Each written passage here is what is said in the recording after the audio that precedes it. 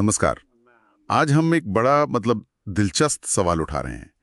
ये हमारे स्रोत सूरज का घर एक खगोलीय यात्रा से है कि भाई ये सूरज रहता कहाँ है, इसका कोई घर है क्या? हाँ, ये सवाल सुनने में तो बड़ा काव्यात्मक लगता है, पर असल में ये हमें सूरज के बारे में कुछ बुनियादी वैज्ञानिक तथ्यों की तरफ ले जाता है। बिल्कुल। तो आज हम इसी स्रोत के जरिए देखेंगे कि सूरज क्या है, क्यों है और कैसे काम करता है। मतलब एक गहन चर्चा करेंगे इस पर। हाँ, तो चलिए शुरू करते हैं। ये स्रोत जो है सूरज का घर, ये क्या कहता है? पहली बात, सूरज है क्या? देखिए, स्रोत साफ कहता है सूरज एक तारा है, कोई ग्रह या कुछ और नहीं, बल्कि एक तारा। अच्छा, एक तारा। और ये बना किस चीज से? मुख्य रूप से दो गैसें, हाइड्रोजन और हीलियम। मतलब ये एक बहुत बड़ा गैस का गोला है जो लगातार जल रहा है। और गर्मी?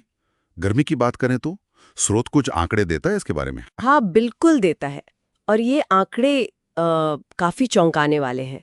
इसकी सतह पर ही तापमान करीब 550 डिग्री सेल्सियस है। 5500 डिग्री, ये तो सतह पर है। जी हाँ, सिर्फ सतह पर।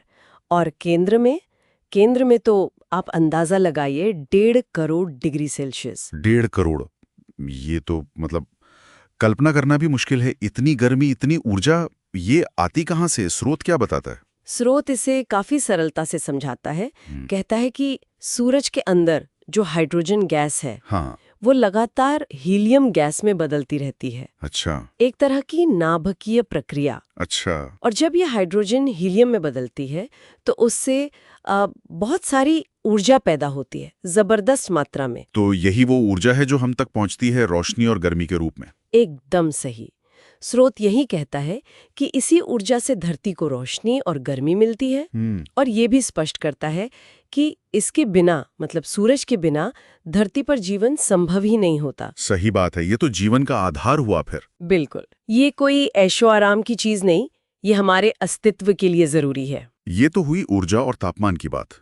अब आते हैं आकार पर। कितना बड़ा है ये सूरज पृथ्वी की तुलना में? स्रोत यहाँ भी एक सीधी तुलना देता है।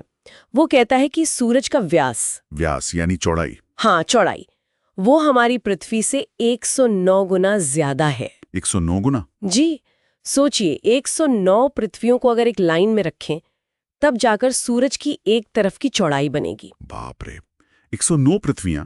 ये तुलना वाकई इसके विशाल आकार का एहसास कराती है। हाँ, इससे पता चलता है कि ब्रह्मांड में हम कितने छोटे हैं और हमारा ये तारा कितना कितना प्रभावशाली है। तो हमने क्या क्या समझा? सूरज एक तारा है। हाँ, हाइड्रोजन और हीलियम का बना हुआ।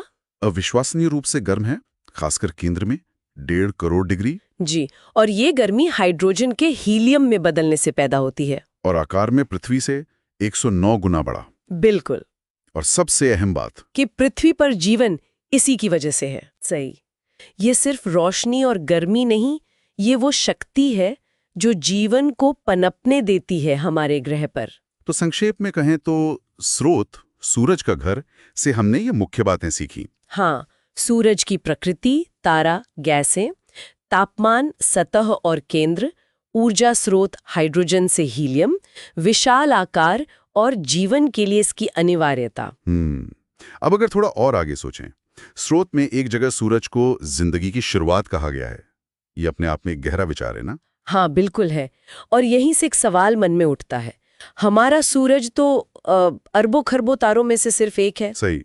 तो क्या ऐसा हो सकता है कि जैसे हमारा सूरज पृथ्वी पर जीवन संभव बनाता है, वैसे ही इस अनंत ब्रह्मांड में जो दूसरे अनगिनत तारे हैं, हाँ, क्या उनके ग्रहों पर भी जीवन की वैसी ही कोई संभावना हो सकती है? ये सोचने वाली बात है। हाँ, स्रोत इसका जवाब नहीं देता, जाहिर है, पर ये हमें सोचने के लिए एक दिलचस्प दिशा जरूर देता है कि क्या हम अकेले हैं या कहीं और भी जीवन की चिंगारी है, किसी और सूरज